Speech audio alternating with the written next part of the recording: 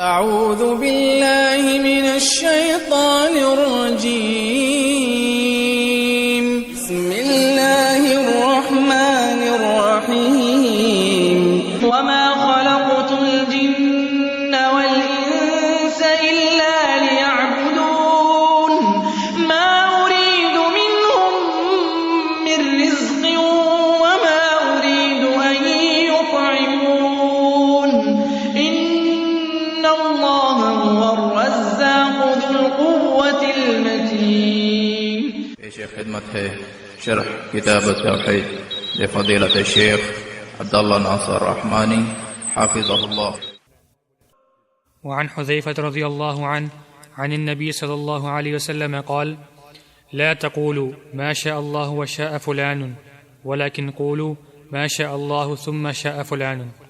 وجاء عن إبراهيم النخعي أنه يكره أن يقول الرجل أعوذ بالله وبك ويجوز أن يقول بالله ثم بك.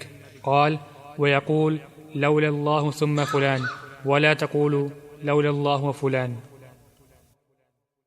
حذیفہ بن یمان رضی اللہ عنہ سے مروی ہے، رسول اللہ صلی اللہ علیہ وسلم نے فرمایا: لا تقولوا ما شاء اللہ وشاء فلان. یہ جملہ مت کہو جو اللہ چاہے اور جو فلاں چاہے، ولیکن قولوا ما شاء اللہ ثم شاء فلان. یہ کہہ سکتے ہو جو اللہ چاہے پھر جو فلاں چاہے. یہاں تین قسم کے جملے ہیں. ایک ہے ما شاء اللہ، صرف ما شاء اللہ، یہ جوہر توحید ہے، صرف اللہ کی مشیت ہے. ایک ہے ما شاء اللہ وشاء فلان، جو اللہ چاہے اور جو فلاں چاہے، یہ شرک ہے، کیونکہ اس میں اللہ تعالیٰ کی مشیت اور فلاں کی مشیت کو آپ نے جمع کر دیا، یہ شرک ہو. اور اگر آپ کا عقیدہ یہ ہو کہ وہ جو فلاں ہے باعتبار مشیت کے اللہ کی مشیت کے برابر مساوی ہے، پھر شرک اکبر ہوگا. ولیکن قولوا ما شاء اللہ ثم شاء فلان، یہ تیسرا جملہ ہے، ما شاء اللہ ثم شاء فلان، جو اللہ چاہے پھر جو فلاں چاہے. ثم میں کیا فرق ہے؟ ثم اور واو میں، واو میں معطوف اور معطوف علیہ دونوں جمع ہوتے ہیں، اور ثم میں معطوف اور معطوف علیہ میں تراخی اور تاخیر ہوتی ہے، یعنی معطوف کی معطوف علیہ سے تاخیر ہوتی ہے. جو اللہ چاہے پھر جو فلاں چاہے، اس کا معنی فلاں کی چاہت اور فلاں کی مشیت اللہ کی مشیت کے بعد ہے، اللہ کی مشیت کے تابع ہے. تو ثم کے ساتھ کہنا جائز ہے. سب سے بہتر صرف ما شاء اللہ، اور ما شاء اللہ وشاء فلان واو کے ساتھ دونوں یہ معطوف علیہ کو جمع کر دینا یہ درست نہیں. اور اگر آپ دل سے یہ عقیدہ رکھتے ہیں کہ دونوں کی مشیت برابر ہے، پھر یہ شرک اکبر ہو.